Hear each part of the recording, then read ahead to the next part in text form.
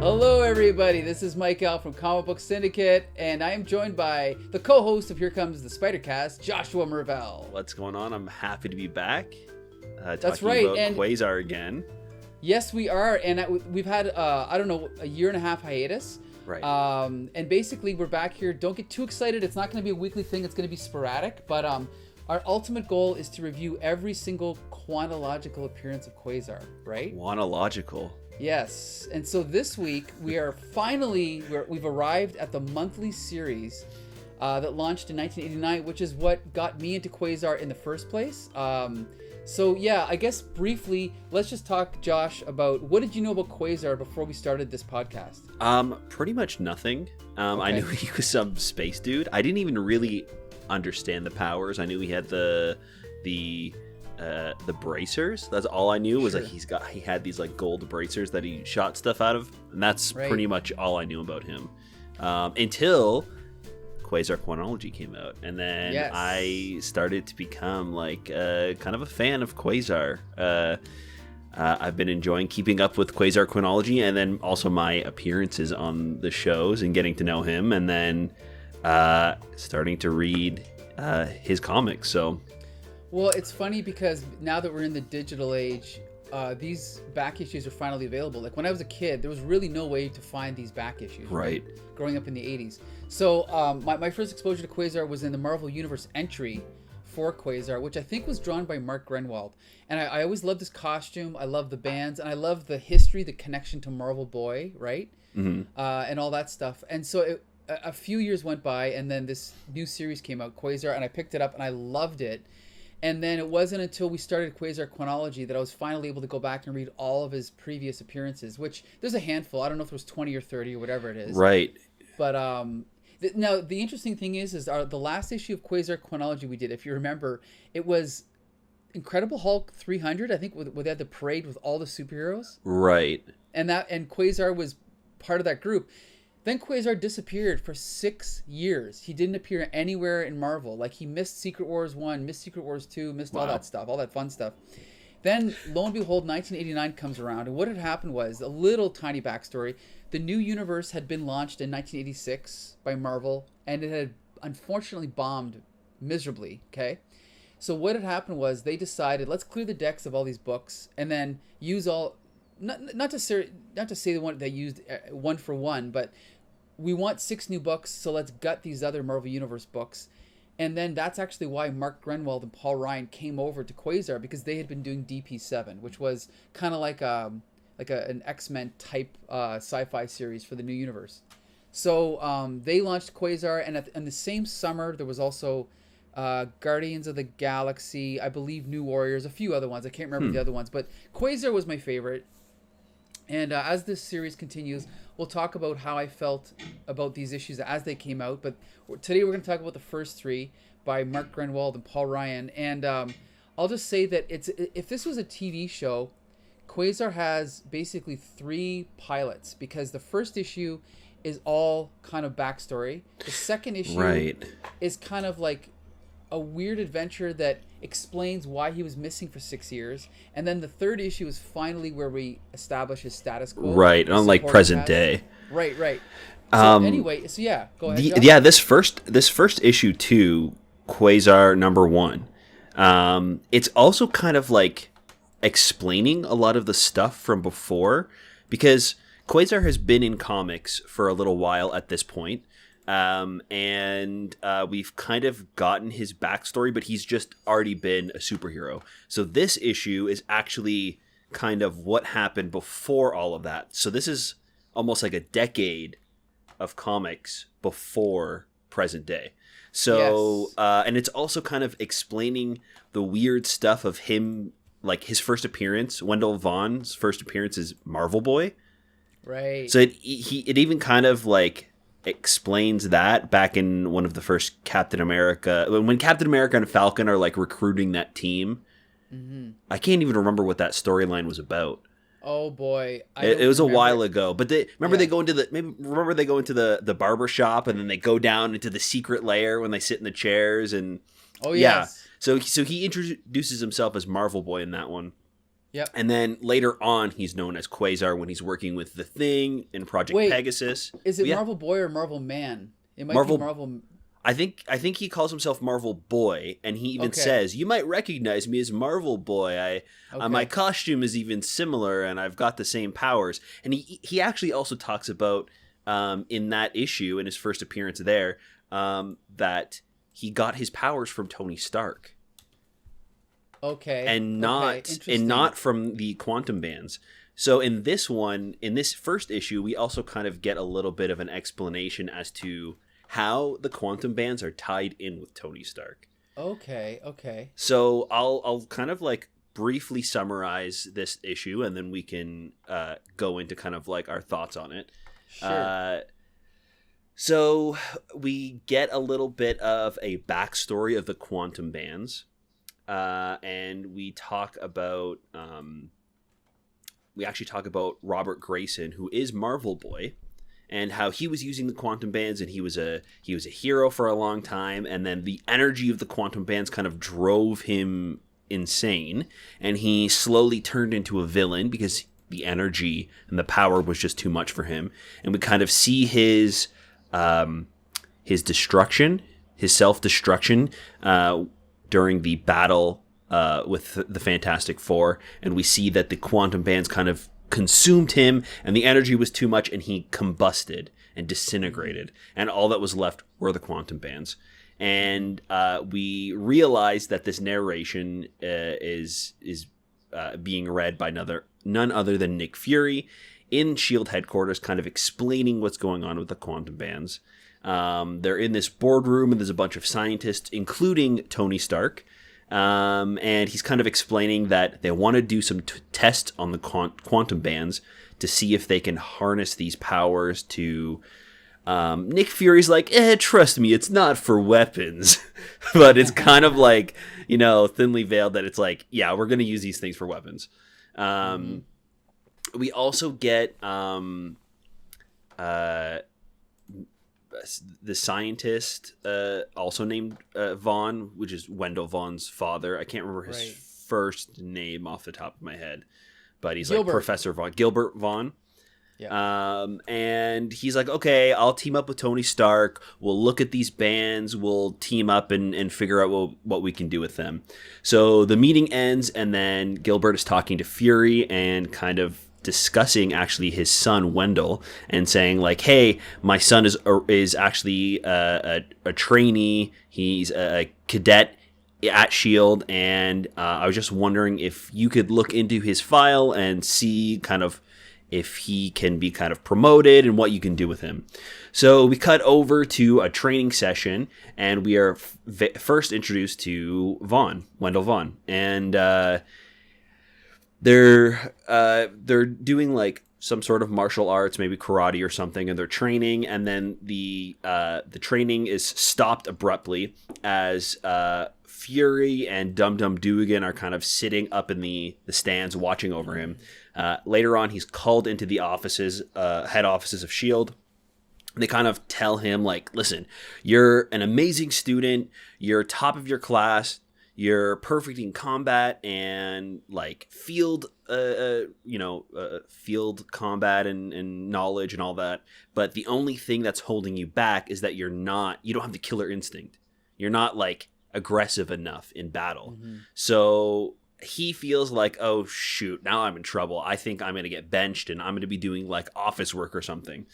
But it turns out that he actually gets assigned to be an officer guarding the quantum bands at Stark Industries.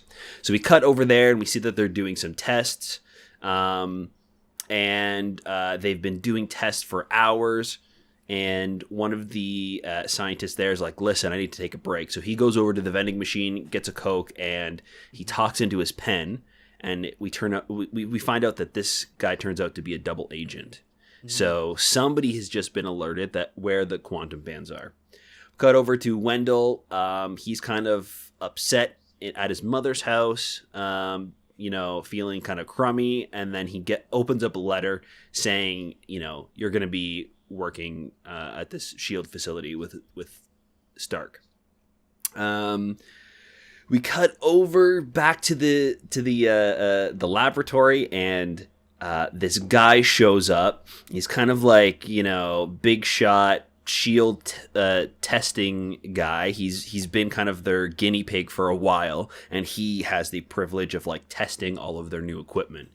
So he puts on the quantum bands, and we see a little montage of him like blasting people and lifting up cars, or not people, but like tests and stuff like that. Right. He's lifting up cars. He's flying.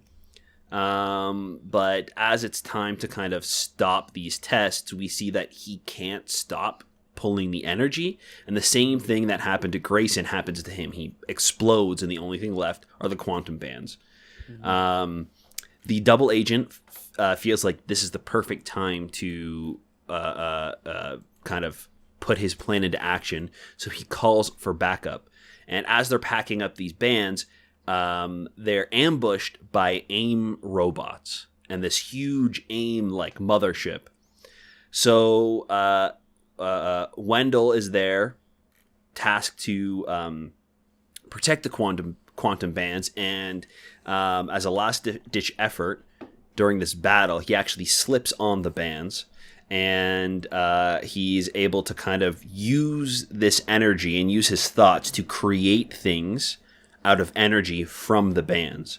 So he wants to ram a bunch of AIM soldiers, so he literally constructs a giant ram's head that bashes into a bunch of the goons.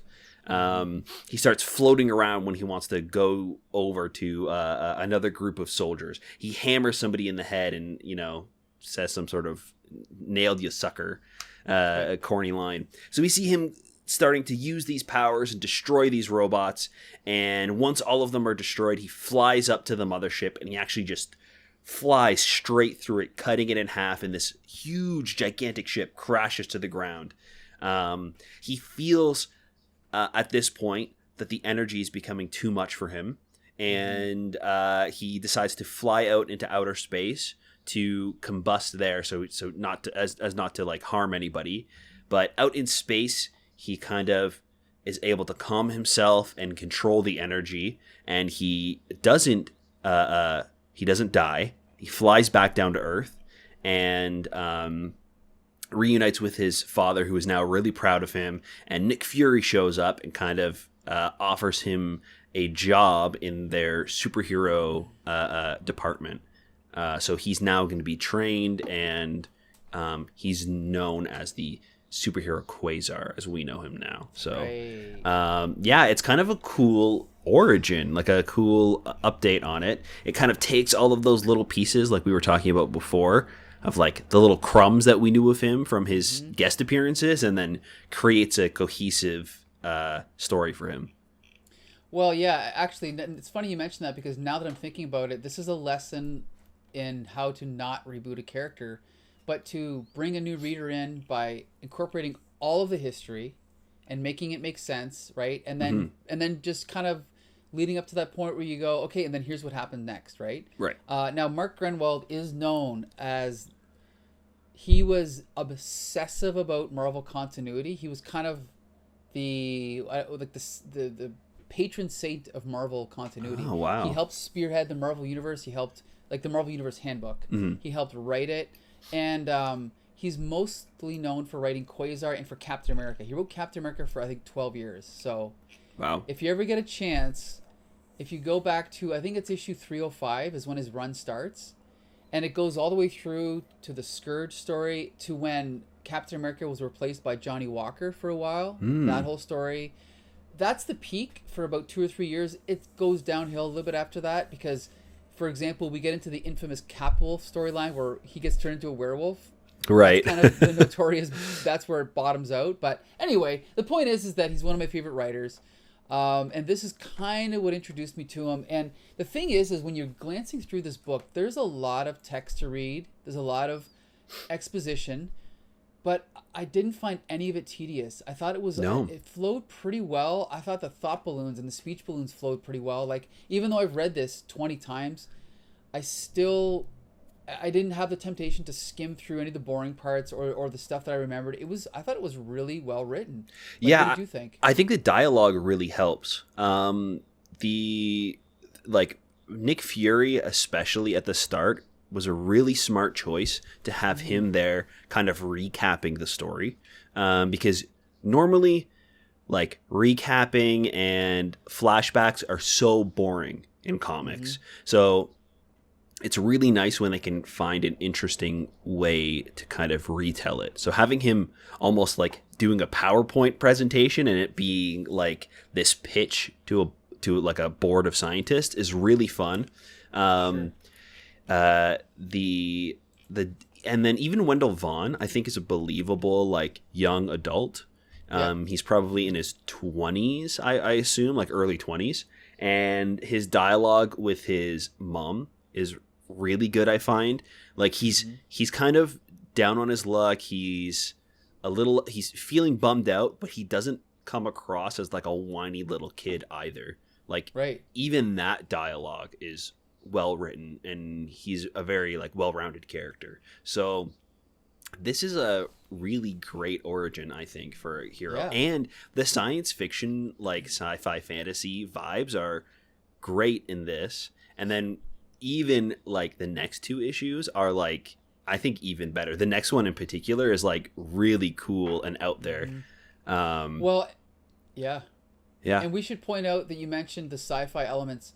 The great thing now, someone, even though Mark Gruenwald is exclusively associated with Marvel Comics, someone once said that they think that he secretly wanted to write for DC, because if you look at his work, Squadron Supreme, which he didn't create, but he wrote the miniseries, that is a pastiche of Justice League. And if you look at Quasar, it's basically Green Lantern and Superman, right? It's the Green Lantern powers with the Superman kind of supporting cast, secret identity type thing. And the way that he goes into science and the way Quasar uses science to beat his villains is something that, say, Superman or the Flash would do. And at the end of it, a lot of issues of the Flash in the 60s, they would have flash facts where they would explain like how the speed of sound works and what tachyons are. Oh, that's fun.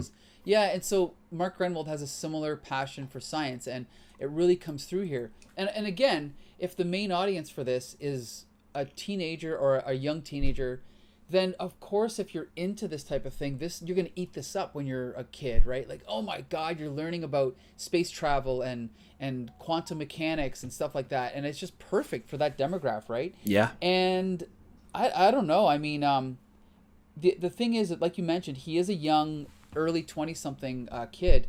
Having him be your window into the science fiction of Marvel, I think, is genius, and I think it totally works. Like, it just it piques your interest enough to go, I want to find out more about all these concepts you're being introduced to, right? So, yeah, I think this was a great first issue. For sure. And in the way that it's told, both in the storytelling and in the art, it's very cinematic, like very easy to follow. You can picture everything that's happening. Like it feels like a new story, but it's also familiar in a sense where you picture everything perfectly happening. Yeah, it's great. And let's talk about the art briefly. So this is Paul Ryan, who, as we said earlier, was the artist for DP7. He went on to do a long run on Fantastic Four with Tom DeFalco, which was at the time kind of critically derided a little bit, but there is a lot of nostalgia for that run. It's kind of one of those things where you look back and you go, okay, compared to what happened after, it's probably actually really good. Right. But his art, he was very influenced by Kurt Swan, the Superman artist, and I don't think Danny Bulanadi, is that his name, Bulanadi? I think it's Bulanadi. Let me see. Yes. Bulanadi. Oh, no. Sorry. Bulanadi. Danny Bulanadi.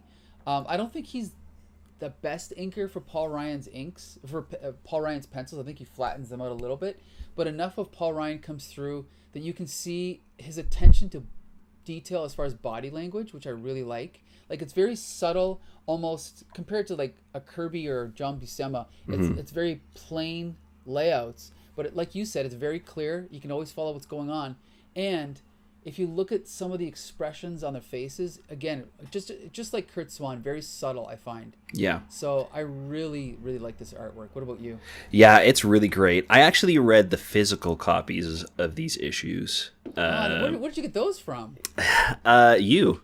Oh, nice! Donated by Yeah, from the Comic Book Syndicate. That's yeah. I think I have like the first 20 issues probably you gave me, and nice. It was after we were, I think, one of the first times we were talking about Quasar and kind of going through it, and you were just like, Sure. "Here, have my old Quasar." Right. And yeah, it's really great. Physically holding it is fantastic. But yeah, the art is great. I think the style really goes with the like, not like down to earth science fiction. Like it's fantastical, but not like not like Kirby. Like, right. Kirby would be more almost psychedelic. Right. And this is more, like you said, more down to earth, I think. Yeah, like they kind of try and make sense of the science, where Kirby is more science through magic, right? Yep. Like very Doctor Strange kind of mystical vibes, where this almost has like a scientific explanation for all of these crazy things that are happening. So yeah, it's great. This is a really fun first issue. And I want to point out one thing we didn't mention, and that's that the climax of the issue is that Quasar is able, I don't know if you mentioned this, but the reason Quasar is able to not explode, whereas the previous two people did, is because he says in the issue, where does he say it here? He lets the energy flow. He doesn't fight it. Right. He says, where does he say it here? Of course, I should have figured this out before I started my point. Yeah, I think it's as he's in space. Yeah, he basically, at the beginning of the issue, he's turned down to be a field agent because he doesn't have a, quote, killer instinct. And then at this point in the story, he realizes, maybe it's because I don't have the killer instinct that I was able to kind of like tame this wild energy of these quantum bands. And so I think it's it's one of those classic tropes where it's like Dumbo, right? It's the Dumbo thing where, oh, well, you're a freak because you have such big ears, but at the end of the story, your ears end up being what makes you stand out and able to do things other people can't do. Right. It's a trope of like this kind of story, and I think it works perfectly. So anyway, yeah. So quickly, I want to point out this is the first of, I believe, at least 4 costumes that Quasar has. This is his original costume. It's just a duplicate of Marvel Boy's costume. But I love the little crown symbol on his chest. I love the quantum bands. And this is very key. I love the headband. That it's a carryover from 1950s science fiction. All the Legion of Superheroes from the 50s had headbands, right? Jor-El of Krypton had a headband, and I think it's a throwback to that kind of style, that era, So anyway. Okay, so now we're going to jump to number 2, right? Right. Okay. And are you going to do a quick recap of this one? Yep, I'll summarize this one. So basically now, again, the story is moving along so quickly. Now we jump to, again, in the middle of the story, Quasar is now flying through space, and we're getting all this narration explaining what's going on, but he's flying through space towards Uranus. That's the proper pronunciation, right? Yes.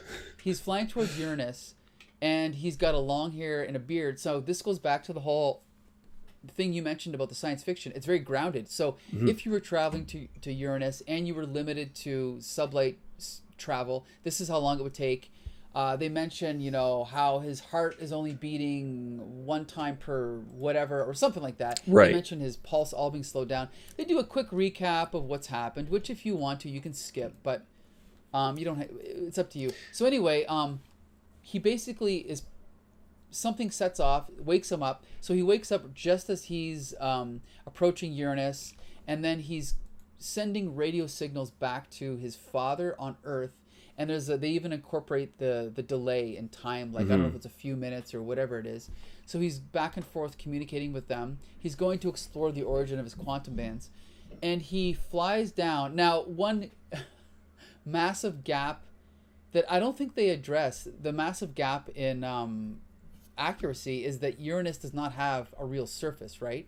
It's at the time it was probably considered a gas giant. Now it's considered an ice giant. But Right. at the very least, it would be maybe a surface of slush, but there's really no hard surface, right?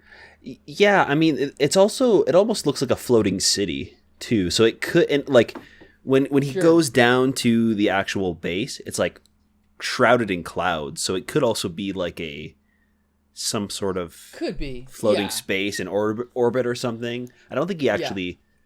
Maybe later on he touches the surface of the planet, but yeah, I'm not sure. But anyway, so again, as a kid, you're reading this, and maybe an older reader would know what's going on. But as a kid, you're reading this, going, "Oh, what is this? A city on Uranus?" He flies down. He sees all these frozen bodies of the people who were living in this colony, all frozen, almost like victims of Pompeii or something. He comes across a metal head that looks familiar to him, and we flash back to an issue of Fantastic Four where they fought a character that looked just like this, right? Mm-hmm. He's kind of walking around thinking about what to do, and then he realizes, oh my gosh, I actually haven't heard from Earth in like 4 hours. So he's like, oh my god, so now my communications are dead.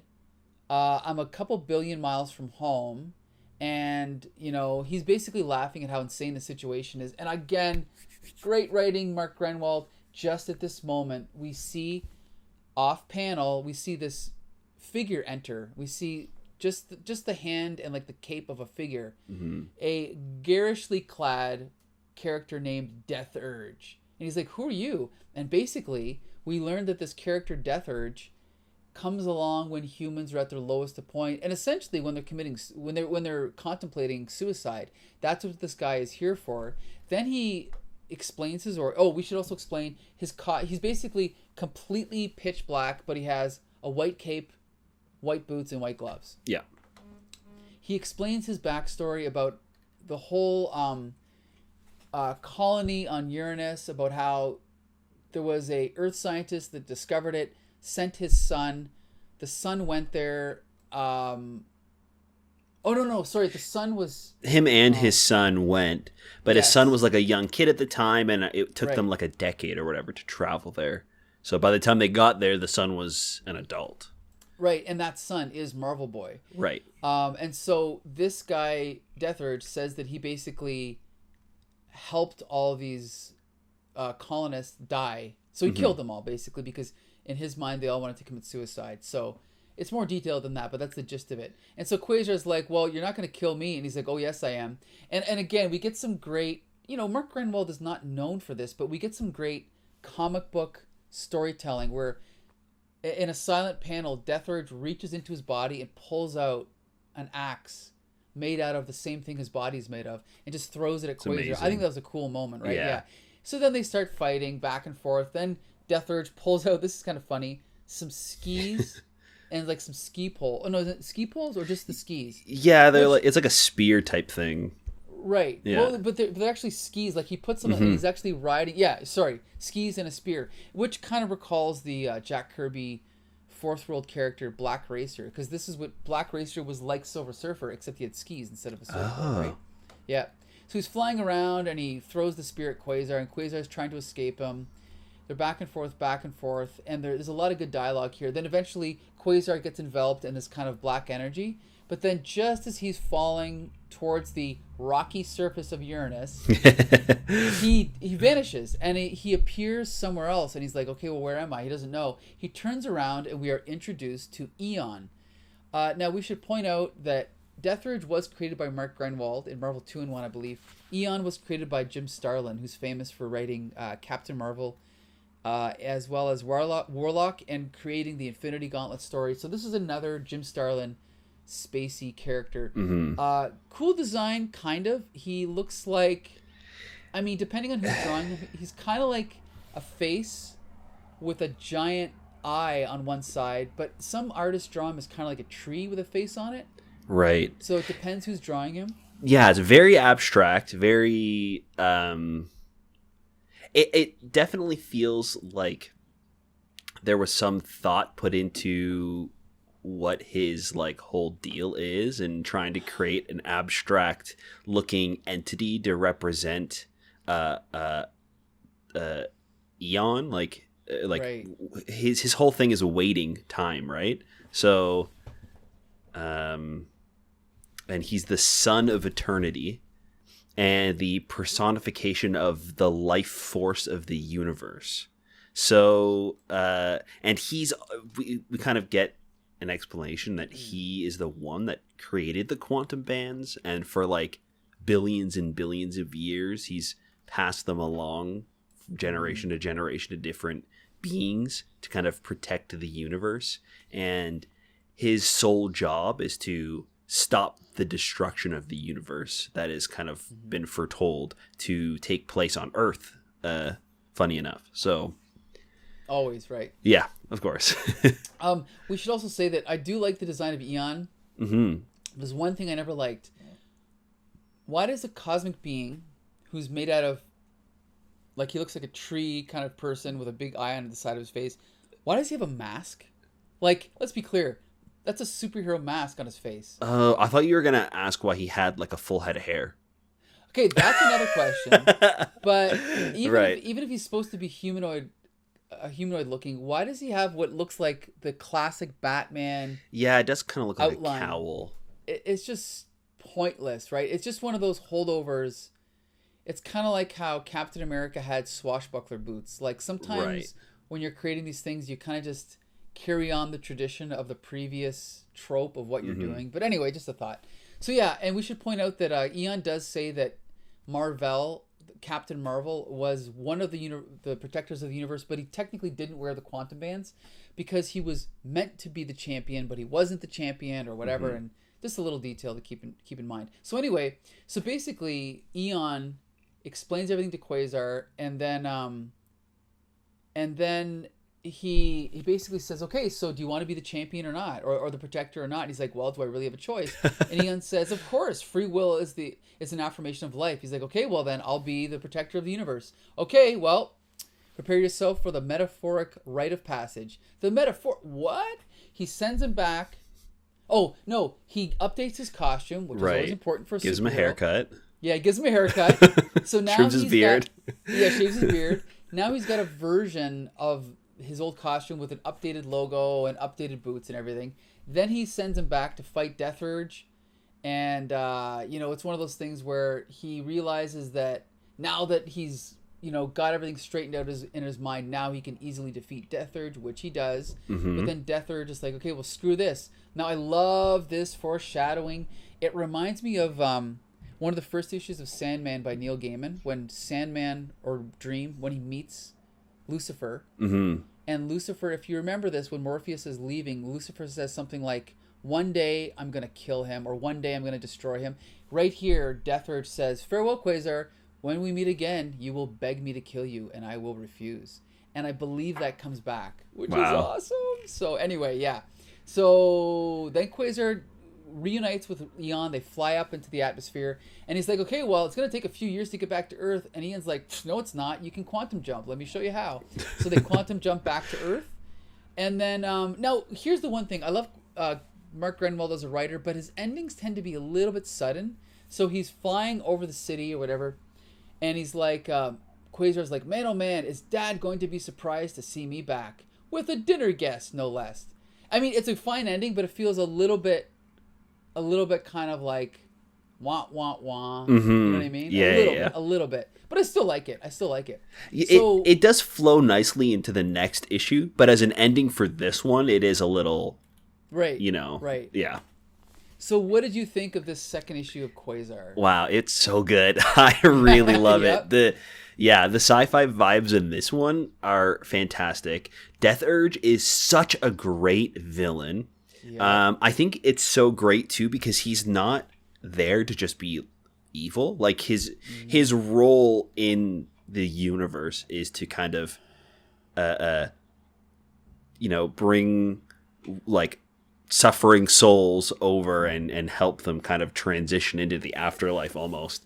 So the fact that he's kind of there just to do that, and then when Quasar starts fighting back, he's got to like, all right, well, you're kind of forcing my hand here, and he starts pulling out these like shadow weapons from his own body. It's great. What a great looking supervillain.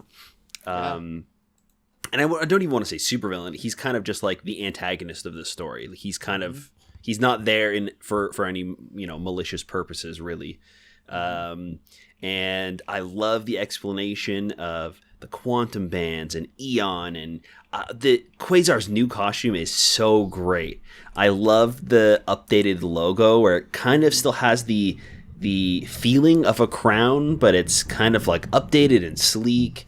The headband returning, fantastic. Yep, I love it. Yeah.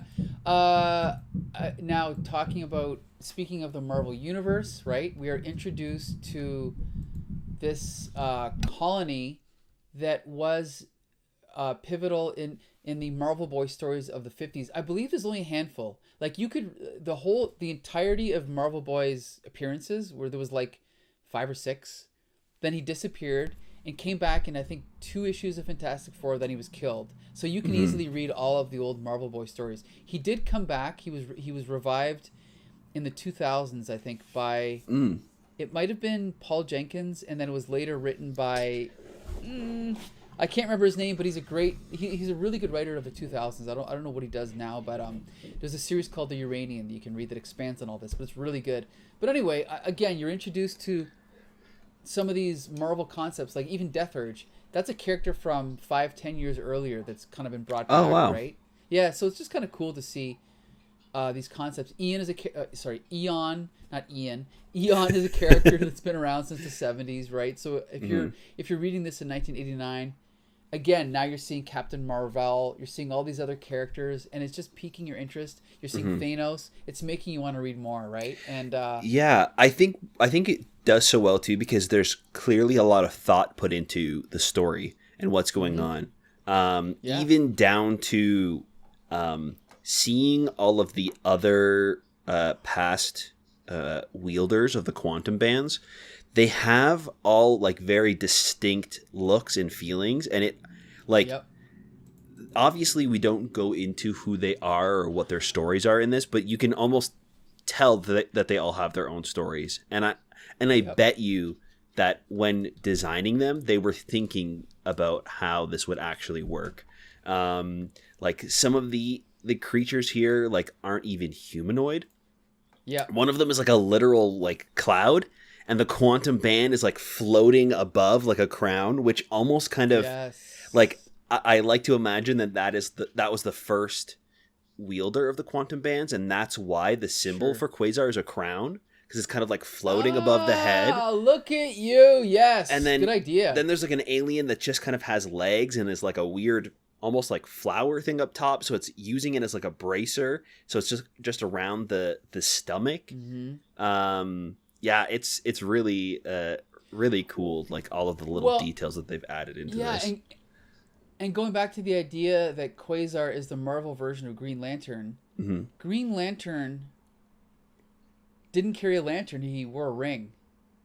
Right. But he powered it with a lantern, and he had a picture of a lantern on his chest, but kind of looked like a ring. So yeah, it's like you said, it's like, so this original gaseous protector of the universe, he had the quantum bands, but they were crowns, so maybe that's why the symbol's a crown.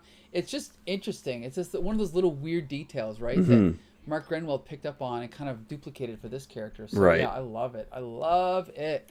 I don't know what else to say about this issue. It's great. Again, it's like a second pilot, because now we're kind of learning another chapter of Quasar's backstory, but with this issue, it brings us up to the present. Right. And now with number 3, now we're finally getting to, at the time, present day, 1989 Marvel Universe. Right. And Josh, I believe you're going to tell us what happened. Yeah. So this one is like same. It also has science fiction vibes to it, but in a completely different way this time. Like it has an E.T. kind of like fish out of water feeling to it at times, because we start off this issue, Quasar comes back to Earth with Eon, this literal giant floating head with an eye sticking out of the side of the face, like this almost grotesque creature, and he's just in like a suburban neighborhood hiding this giant head in a garage. That way he can go in and kind of ease his dad into, telling him what's been going on. So we see him talking to his dad, filling him in on his adventure. So we get a tiny little recap of last issue. And his dad is like, what the heck is going on? I can't believe this. He's like drinking coffee to try to wake himself up to really like believe what's happening. And then he has to break it to him that there's an alien hiding in the garage. So the next day, sorry.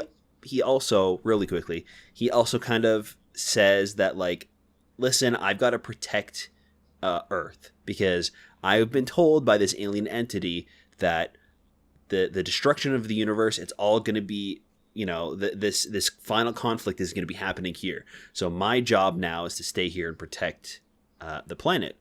And his idea is to create a business that is going to be like a security business as a superhero, so he can make money and continue to train and use his powers. So that way, when the time comes, when the day's here, he's ready to defend the universe.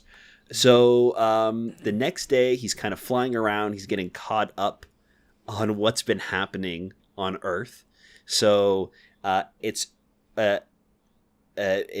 familiar to us what's going on in the Marvel universe and the continuity, but he's been gone for 10 years. So we kind of see him getting caught up with like, oh, they cleaned the Statue of Liberty. There's some new buildings. Oh, the Baxter building is strange now. Oh, they call it something else. It's got these, big 4 on it. So he's thinking back to the Fantastic Four and, his interaction with them. So he's like, you know what? I'm going to go to the Baxter building and see if they have any offices available there. As he's flying over to the Baxter building, he actually runs into the Human Torch, who is fighting a bad guy. And he kind of just like nods and waves to the Human Torch and continues on his way.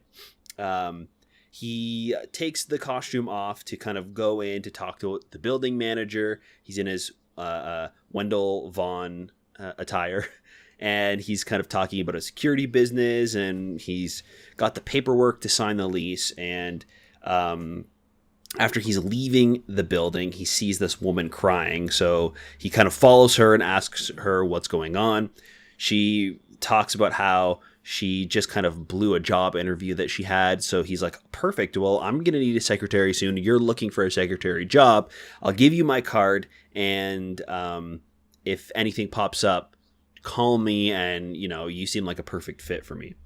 So as he's like writing down his number, he gets like a sense from the quantum bands that something wrong is happening. So he has to rush away, and he quickly transforms into his Quasar costume, and he creates screwdrivers with the energy, and he unbolts one of the tiles in the elevator and is like sneaking through the building that way. Mm-hmm. So he goes all the way to the top to the Fantastic Four's headquarters, and he sees this strange, like purpley red and green robot being that is breaking into the facility. So he goes and tries to confront it, and it turns out that it is this being. Oh, what do they call it again? It's well, he's the Angler. Is it the Angler or something like that, right? Yeah, Angler. Oh, okay. There you go. And I'm not familiar with this super villain. I don't know if this is like a character that's been popping up.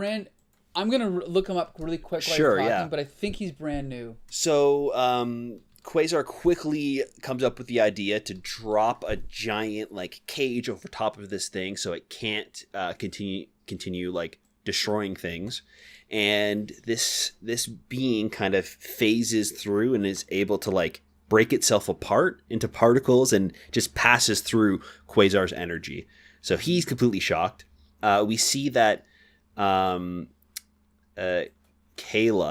the woman from before, is like going back up to try and figure out where this office is. And Quasar is doing a bunch of things to try and capture this thing, but nothing's working. He's trying to clamp it down. He's trying to, like, you know, come up with different ideas. That's when the Human Torch flies back into the building, and he first thinks that Quasar is the one that's breaking into the facility.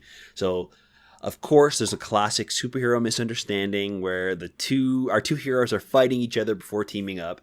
That quickly changes once Angler shows up with like a weapon that it's trying to steal from the Baxter building, and the Human Torch and Quasar team up, chase him down, and they melt down the weapon.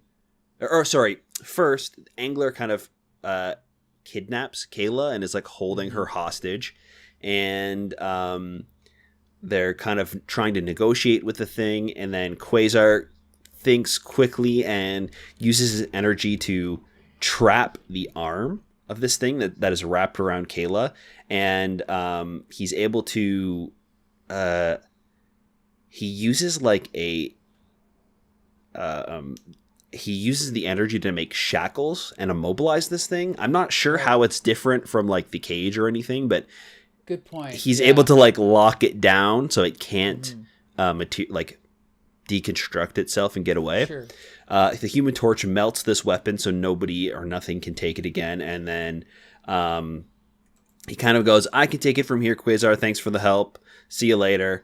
Him and Kayla leave, and then we get kind of like another abrupt ending as when Wendell Vaughn is walking back to his dad's place. He goes to the garage to kind of tell him about his adventure, and we see that Eon is talking about the first ever wielder of the quantum bands, and he's kind of like, all right, I'll let him continue talking to the space alien to hear some stories, and that's where we end this issue. Love it. Yeah. Oh boy, I love this issue. Yeah. Okay? So here is where we now establish Quasar's status quo. We're introduced to Kayla. We're introduced to his job, and it's I can't say enough about this issue. I love it. I mean, okay, so let's just break it down. So he lives with his dad. Again, this is unique. He lives with his dad. His parents are separated. He has a sister who's not in this issue, but it's a very specific supporting cast that maybe who knows, maybe it was influenced by Mark Gruenwald's own background. I don't know. But I feel like Mark Gruenwald is using Quasar as his is it called a fiction suit, where he's kind of using Quasar as his way to see the Marvel Universe or to exist in the Marvel Universe, and I think it's great. I usually don't like when superheroes kind of exist, like the fact that he rents a space in Fantastic Four's headquarters. I don't usually like that when they kind of mix things, but I think it works for Quasar because I consider him kind of like, and I say this in a good way, he's a second tier character. So it's almost like he's outside the main group of superheroes like Avengers, Fantastic Four, and he's kind of like observing it from the outside. So I think it kind of works. I think too, like he also kind of feels like an outsider, right? So the fact that he's like, okay, what can I do to kind of fit in and establish myself as a hero on this planet? It's like, well, obviously I can kind of do the same thing as some of my favorite heroes and get an office space in this building and kind of establish myself in the universe. Sure. Yeah, and it's a clever idea, like the whole idea of, I'm going to sell security and blah, blah, blah. And now we're introduced to Kayla, who I'm only going to guess that is maybe a kind of fantasy figure from Mark Gruenwald. Like this beautiful buxom blonde that Quasar can come to the rescue of and give her a job. And they even have a little subplot of her being like, wait a minute, are you hitting on me? But then later on, she's like, actually, he seems pretty cool, but I'm not looking for a boyfriend. I'm looking for a boss. So there's already a little bit of sexual tension there, which is kind of interesting to set that up. This character, the Angler, oh my God, okay? Now, I love me some Alan Moore, late 90s Alan Moore, when Alan Moore was bringing back all these cool sci-fi-ish superheroes and villains in Tom Strong and Supreme. But this is the same thing where you're capturing that Silver Age Marvel vibe, but Mark Gruenwald's writing holds up better than the writing of Roy Thomas or I mean, I love Stan Lee, but most of the guys that came after Stan Lee, you it's hard to read that stuff nowadays. This stuff is much better written. So this is, again, I don't care if it's aimed at teenagers or kids.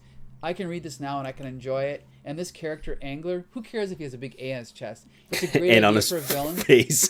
And on his face. It's a great idea, the fact that parts of his body exist in hyperspace, and parts of his speech are in another dimension. Like, what a great idea, right? Yeah, that's really great. I love those little like triangle like hieroglyphs in the middle of his speech. It's great. Yeah, I'm not sure what his deal is, if he's an alien, if he's an android, if he's like a human that has been like turned into something else, but he like fits fine for the story, and it's kind of like just like a means to an end for Quasar to be introduced to the Human Torch, which is pretty fun.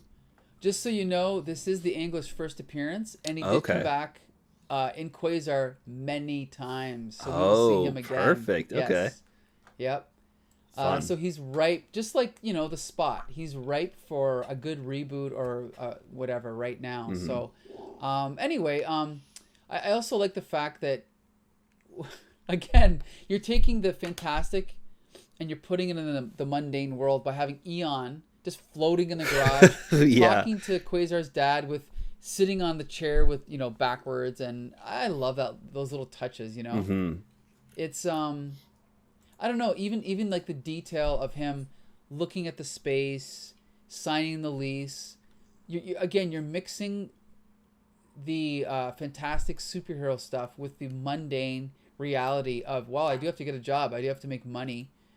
I love it. I love this issue. I can't understand anyone that wouldn't like it. Oh, but actually, I do, because I reviewed this issue on Flea Market Fantasy, and I seem to remember some people on that episode hating this issue. I think it's great. What do you think? It's super fun. I love that we're seeing Quasar kind of be his own character at this point, because the first two issues, it's like he's more of just like our way into that story. Like, we're kind of seeing things through him. He's not really special. Like, we're told more things than we see. So seeing him actually like be a part of this world and talking to like the building manager and Kayla and then his dad, and kind of his like even inner dialogue as he's like commenting on his dad talking to this giant head in the garage. It's great.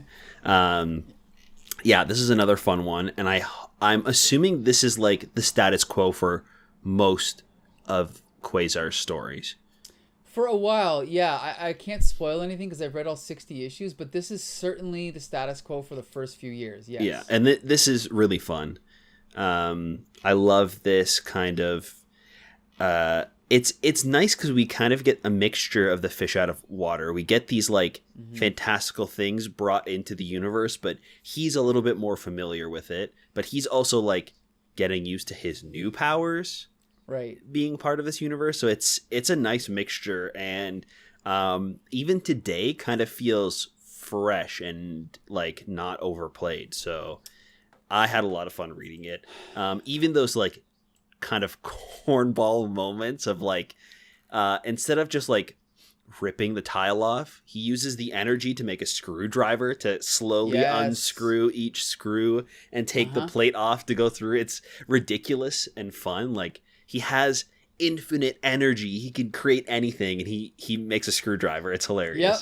Yep. You're right. And it's also, it proves that Mark Gruenwald took the time to think of it. And also, it's probably something that Wendell Vaughn would do that another character might not do. They'd probably just smash through it. But Wendell Vaughn takes the time to unscrew it and go through it, right? And like, that's definitely very deliberate for this character, because if it wasn't like something that they thought of, the character would have just grabbed the tile and lifted it, right? The only reason it was screwed down is because the writers wanted him to unscrew it. Smart. If they didn't, then it would have just been like I'll go through the hatch at the top, and it would be nothing. But yeah, it's a small moment like that kind of just lends itself to like him being the kind of like passive, more thoughtful person rather than the headstrong, like aggressive Killer Instinct guy. So you're right. That's great. So the conclusion that I come to after reading these 3 issues is that despite having no free time at all, I think that the I think the world needs more Quasar Qua-Nology. What do you think, Josh? I think so. I'm having a lot of fun reading this. I think I've read the first 7 or 8 of these, and I definitely want to read more. So it's definitely a good excuse to keep reading and see more of our pal Quasar. Yes. So there you go, listeners. If you want more Quasar Qua-Nology, please let us know as soon as possible. Yeah. Yeah. What else is going on, Josh? On the Syndicate schedule? Do you know? We've got Slam every other week now, and what else do we got going on? We've got Tate Crusaders. Yeah. Yep. I'm not sure when this is coming out, but as of right now, those are every other week, every Monday. So you can check them out on our website at thecomicbooksyndicate.com, or you can find us on our YouTube or our Facebook page, also at the Comic Book Syndicate. You can also find all our podcasts wherever you can find audio podcasts. So Spotify, Stitcher, Apple Podcasts. If you can play a podcast there, you can find us there. So thank you so much for listening to the podcast, and keep in touch. We want to keep that comics conversation going. So yeah. That's right. So we'll see you very soon at all the Syndicate podcasts, and hopefully very soon on Quasar Qua-Nology.